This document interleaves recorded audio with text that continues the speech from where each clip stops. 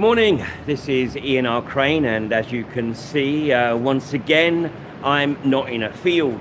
I'm back in the heart of the City of London, and I'm outside the Rolls building. This is the Royal Courts of Justice Commercial Courts. You can see it says the Business and Property Courts of England and Wales. And what that really means is this is the City of London's courts to fleece anyone who comes anywhere near this building of anything that they think they own. So I'm not actually going to be inside this building today, but I will be for the next 3 days as we challenge the IGAS injunction. Now this is actually a double hearing because Field Fisher, the solicitors for IGAS, are also the solicitors for Angus. And so this is effectively a joint hearing in which the appointed judge, I'm not sure who that's going to be just yet, will rule on whether or not both IGAS and Angus should have injunctions left in place which prevent any form of effective protest. Now this is obviously not the first time that I've been through this particular mill, but each time we learn, each time we go back and regroup and hopefully come up with some new strategies, because the reality is that this is the thin end of an extremely fat wedge, because what these injunctions, these corporate injunctions, effectively achieve is a raft of supra-parliamentary legislation which enables the corporations to do what the hell they like. So the bottom line is that effectively any form of protest becomes outlawed, and what they try to do is establish a free speech zone, which Notts police tried for a couple of days and then realised it was completely unworkable, and so dispensed with their idea of trying to corral protesters into a protest pen. And there was an article in one of the national papers yesterday which made the observation that the parasites in this country, of course the media calls them elite, but the parasites in this country need to pay very, very close attention to what is going on in France right now, because although the BBC will have you believe that it's all about a fuel tax, that may have been a straw on top of the camel's back, and one which actually may have triggered the reaction. But the unfolding events in France are about a lot more than just fuel tax. It is about the realization that the EU is a corporatocratic, communitarian agenda. And what this means is that those who effectively control the material wealth do very, very nicely, and their definition of liberty is to be able to do whatever they want to do with the environment, with the natural resources, and indeed with the human resources. And those who are effectively the corporate slaves, then the whole idea is to basically fleece them of everything that they have to keep them in abject slavery. And in fact, this was the book. I know it's going to appear backwards on Facebook, I think. But Democracy in Chains, The Deep History of the Radical Right's Stealth Plan for America.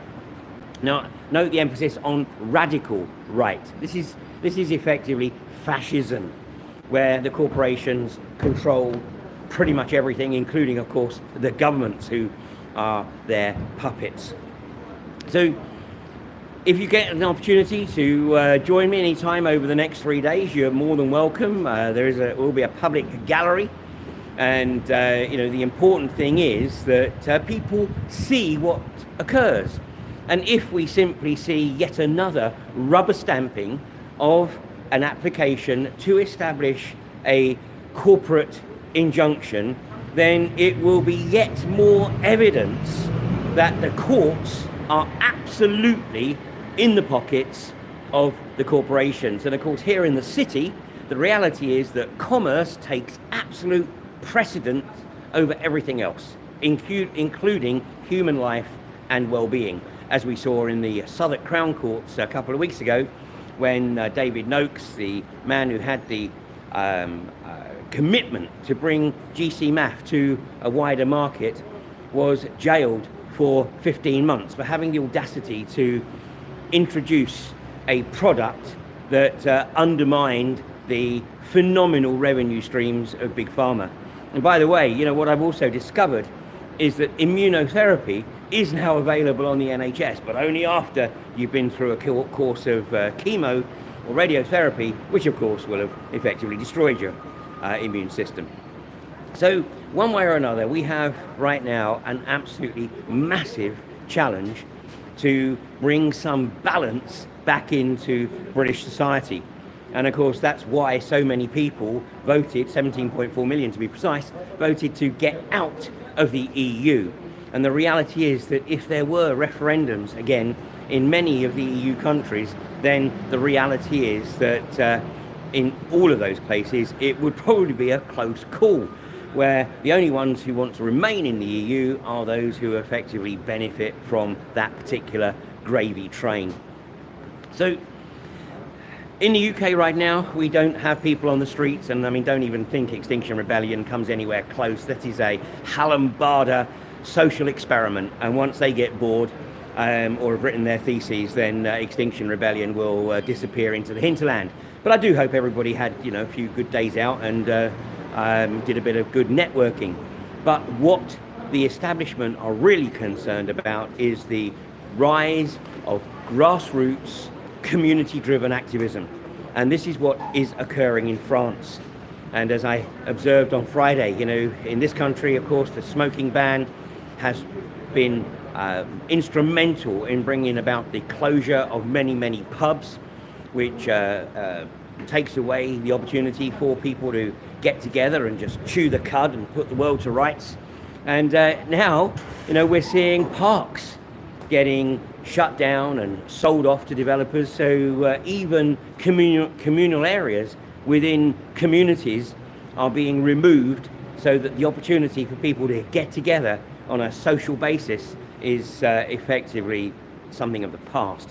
In France, however, the tradition of farmers' markets in cities, towns, villages, right across the country still creates the effective cafe society, where people have the opportunity to come together and discuss what's occurring. And in France, they've basically had enough. And a massive trigger is the Marrakesh Accord, this UN-driven, non-binding agreement, which is due to be signed by member states of the United Nations, which effectively buys in to open border immigration. And, you know, whilst I would be the first to acknowledge that migration has been a fact of life for millennia, but the unfettered, even forced migration into the northern European countries is a deliberate attempt to undermine the homogeneity of the indigenous population. And, you know, this is very well documented. I mentioned on Friday, it's the book called Pan Europa, written by Count Richard Coudenhove-Kalergi back in the 1920s. And of course, the EU has its own Coudenhove-Kalergi Award, which it gives to the individual, to the politician who they believe has done the most to effectively bring down the natural homogeneity of the European nations. So, you know, there are very, very significant negative economic impacts of this, which obviously the indigenous French and the long-term immigrant population are beginning to realize, and they are seeing that their culture is being totally undermined and destroyed, and basically they've decided that enough is enough. So, you know, everybody needs to look at what's occurring in France. In this country, we still have the opportunity to at least challenge this through the courts. Of course, the rest of the EU is under Napoleonic law. The UK is still under common law, although unfortunately Admiralty law has effectively, to all intents and purposes, superseded common law, unless you happen to know how to play the system. Well, it's going to be a very interesting few weeks, that's for sure, because I have a very strong suspicion that the Gilets jaunes uprising is going to spread into other European countries as people take inspiration from the French. The French certainly know how to stage a good protest and sustain it. And I think that the likelihood is that it is going to wake people up, because the response of the CRS, of course, hasn't always been, shall I say, conducive with building meaningful relationships. And in fact, some of the video footage that appeared last week of the CRS literally raiding a school and putting all the school children on their knees with their hands behind their heads. This is fascism. This is exactly what it looks like, and it's in the guise of the EU, which is effectively a corporatist state. And the only people who seem to want to remain within the corporatist state are those who are doing very, very well out of it, which is why when you look at the statistics as to who voted to remain, it's primarily the southeast of England. Well, it's only when the middle classes realise that their lifestyle, that their health and well-being is under threat, that social change will take place. And that's been the case for probably the last 6 millennia. And certainly in France, the traditional middle classes are realising that their government does not have their best interests at heart. In fact, Macron has absolutely spelled it out and even stated that to be nationalist is to be racist. And this is weaponized vocabulary, deliberately contrived to shut down meaningful debate. And this is what we have to build. And this is why the role of the alternative media is so, so important.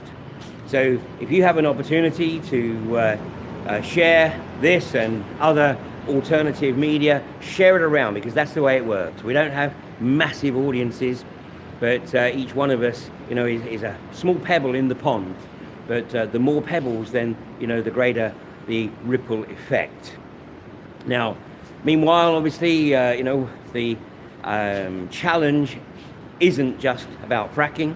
It's about the control of Big Pharma, and our next project is going to be to challenge the MHRA for their crimes against humanity, and in particular for their targeting of David Noakes and GC Math. So if you would like to make a contribution towards the cost of bringing about these challenges, then please take a look at my website, ianrcrane.com, or alternativeview.co.uk. And if you feel able to make a donation or a contribution, then it is very, very much appreciated. Unfortunately, we love to be able to do what we do on absolute fumes, but we do live, sadly, in an extremely material world. Well, I won't be back tomorrow morning with a live stream. I'm going to be working with my legal team today to finalise our arguments to challenge this draconian injunction. But I will be back on Wednesday morning, give you an update on what occurred in court tomorrow. And then obviously I'll be back later in the week to reveal the ruling. But meanwhile, if you want to follow updates on Twitter, then my Twitter account is @IanRCrane. So thanks again for joining me.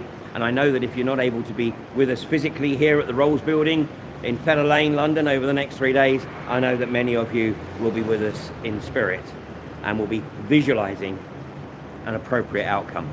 So thanks again for joining me this morning, and I'll catch with you on Wednesday. You take care now.